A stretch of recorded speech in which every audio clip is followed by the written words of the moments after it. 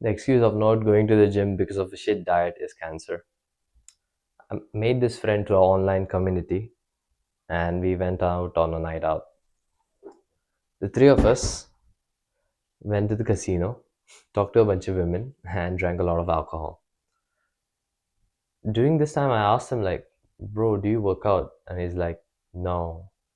And I'm like, why? And he said, because I don't have a good diet.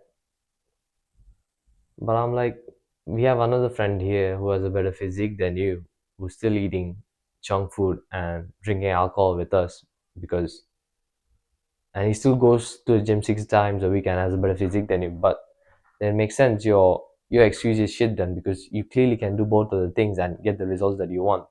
So your excuse of not going to the gym because of your shit diet is bad. It just doesn't make sense.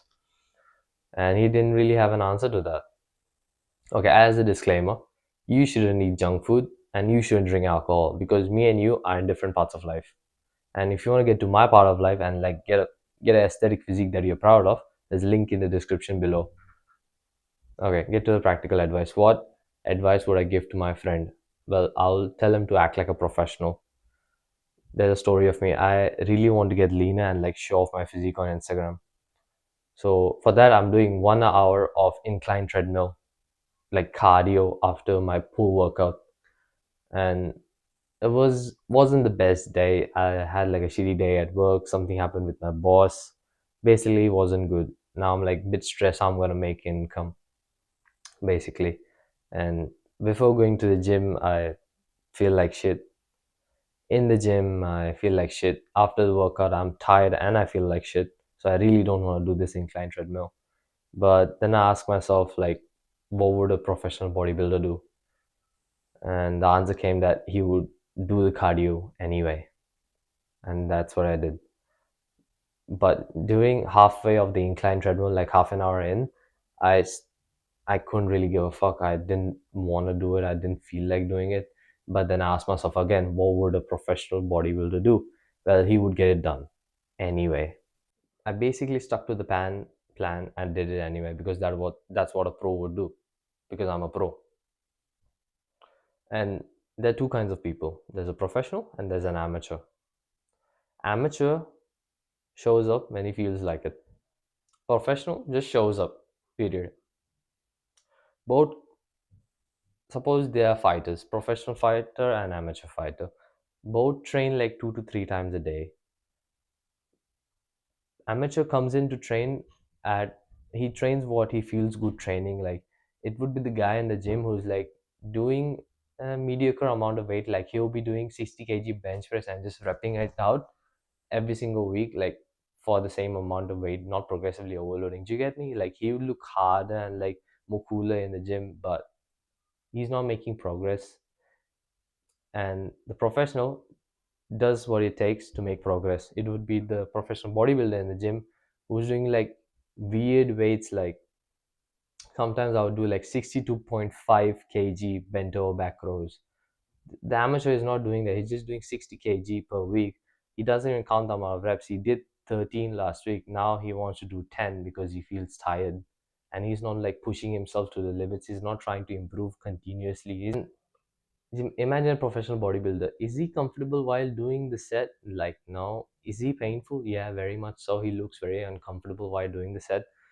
But the thing is that professionals get 100, 10 to 100 times better results than amateurs. They make more money, they get more women, they get more status, and they live a better life overall. They'll be remembered after they discontinue the sport, but no one remembers the amateur. Both lives are difficult. The life of an amateur is still difficult, but there's only gain for you to become a professional. Like it's still hard to be an amateur. Like to be an amateur, to be that guy in the gym who's doing only 60 kg bench press, he still has to come to the gym and like lift the weights, and he'll still be tired after it, and because he's done the work but still has got no results like the professional. So there's only gain to be a professional. You have higher status, you have more self-esteem, you have more respect for yourself because you know you did what it takes to get the result that you want. You did what it takes to achieve your goal.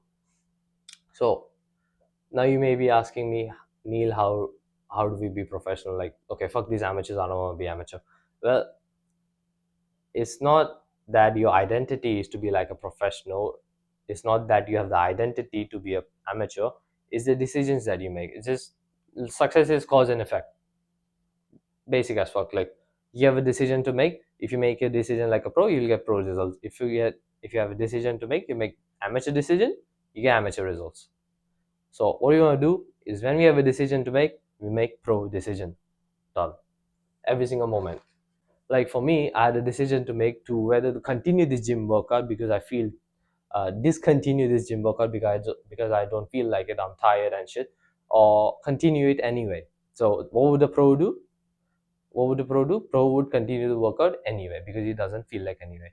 So, and what were and the same thing I asked myself, what would a professional bodybuilder do? If he doesn't feel like finishing the cardio, he would do it anyway. So you always have the power and the choice to act like a pro or an amateur. So what I want you to do is just pick the pro decision and stick to it, and you'll get pro results. Okay. So this only applies when there's a psychological barrier for you to do something, not like a physical barrier, like you're actually sick, the like stuff coming out of your nose, your wrist is injured, your elbow doesn't work properly now, and it's just stupid to go to the gym because you'll hurt yourself more, and you can't go for the gym for like 3 months later if you hurt yourself again in the gym. So this barrier to success that you have, the psychological one, just think to yourself what a pro would do, then do it. To my friend, I'll ask him, what would a professional bodybuilder do? Well, he would go anyway if he doesn't have a good diet, and he will try to fix his diet later on, but he would actually at least go to the gym first. So, to summarize everything, I would tell my friend, go to the gym anyway, even if you don't feel like it. Even if you think your diet is shit, go to the gym anyway. Doesn't matter if you're good, you have a good diet or not. So, of course, a better diet will get you better results, but you have to start fucking somewhere, right? Just start going to the gym. And if you want my help to start your aesthetic body journey, and if you want me to really personalize your fitness program or meal plan, and like come in there and really help you with your aesthetic body journey, there's a link in the description below where it's my community, and I'll make courses on there to help you get you fit and get you stronger. So you will have more confidence in yourself, and you will have a harder dick in general. Thanks for watching.